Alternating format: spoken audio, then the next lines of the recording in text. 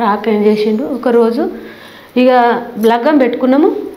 4వ రోజు బట్టలు తెద్దామని మేము అనుకుంటున్నాం అనుకున్న రోజు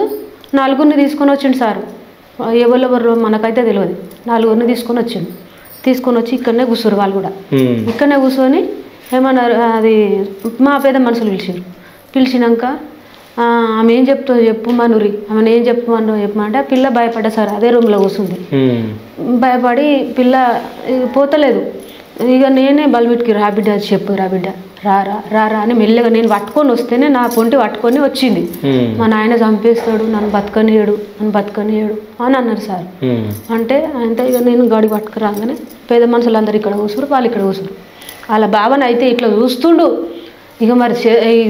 ఏం చేద్దాం అనుకుంటుండో ఏమో ఇక వాళ్ళ బావ ఇట్లా చూస్తుంటే పోరు భయపడి వస్తేనే లేదు బయటికి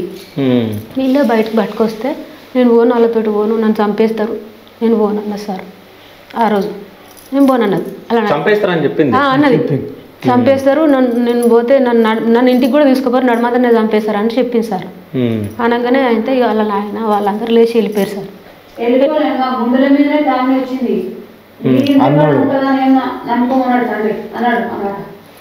వెళ్ళిపోయారు సార్ వాళ్ళు